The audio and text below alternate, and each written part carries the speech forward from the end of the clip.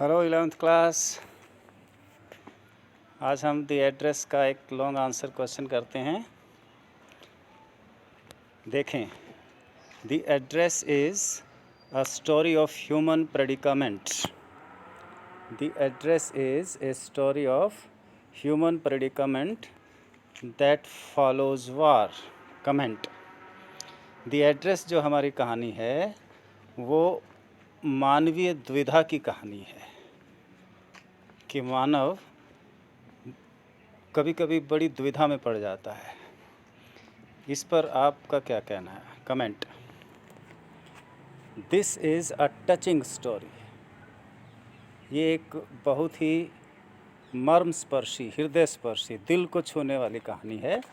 It tells us how war affects the lives of common people.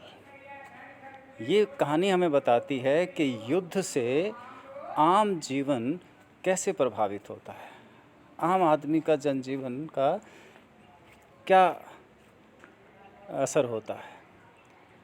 It tells us how war affects, कैसे युद्ध प्रभावित करता है the lives of common people, आम आदमी के जीवनों को। Often people have to leave their cities and countries because of war. अक्सर लोगों को युद्ध की वजह से अपने शहरों और कई बार तो देश तक को छोड़ना पड़ जाता है। They have to leave their belongings behind. अपनी चीज़ें पीछे छोड़ देनी पड़ती हैं। The narrator of the story is a young girl. इस कहानी की जो नरेटर है, कहानी जो लड़की हमें सुना रही है, her family also suffered on account of the war. उसका परिवार भी युद्ध की वजह से बहुत पीड़ित होता है, बहुत प्रभावित होता है। They had to leave their native place in Holland because of war. युद्ध की वजह से उन्हें भी हॉलैंड में अपना घर बार छोड़ना पड़ा। The narrator's mother could never forget her home. Narrator की, उस लड़की की जो माँ थी, वो कभी नहीं भुला पाई अपने घर को, एंड हर बिलोंगिंग्स, और अपनी चीज़ों को। Before onset of the war, युद्ध से पहले, she had given her belongings to a woman. उसने अपनी सारी चीज़ें एक स्त्री को दी थी, एक औरत को। Then many years after the war the narrator comes back to that city. युद्ध समाप्त होने के कई सालों के बाद ये लड़की जो कि कहानी सुना रही है, द नरेटर, उस शहर में वापस आती है। Her mother has given her the address of the woman. उसकी माँ ने उसे उस स्त्री का पता दिया था। The purpose of her visit is to see her mother's belongings and receive her memories.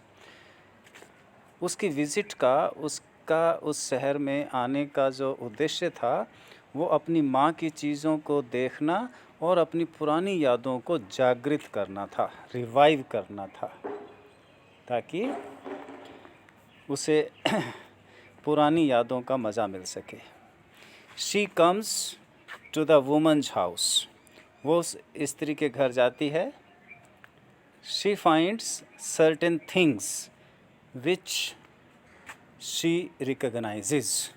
उसे कुछ चीज़ें दिखाई देती हैं जिनको वो पहचान पाती है, पहचान लेती है। These things bring back painful memories. लेकिन ये चीज़ें उसके हृदय में बहुत पीड़ा जगाती है, उसे बहुत दुख होता है उन चीज़ों की हालत देखकर, उनका दूसरों के द्वारा इस्तेमाल देखकर। So she does not wait to see more things. इसीलिए अब उससे और चीज़ें देखना मुनासिब नहीं होता, वो और चीज़ें देखने की हिम्मत नहीं कर पाती। एंड लीव्स द हाउस, और जल्दी से घर को छोड़कर चल पड़ती है। Thus the story tells us about the predicament that follows war. इस तरह कहानी युद्ध के बाद मनुष्य के मन में उठने वाली दुविधा का चित्रण करती है, बताती है कि कैसे मनुष्य का मन दुविधा से ग्रस्त रहता है। It's enough today. See you tomorrow.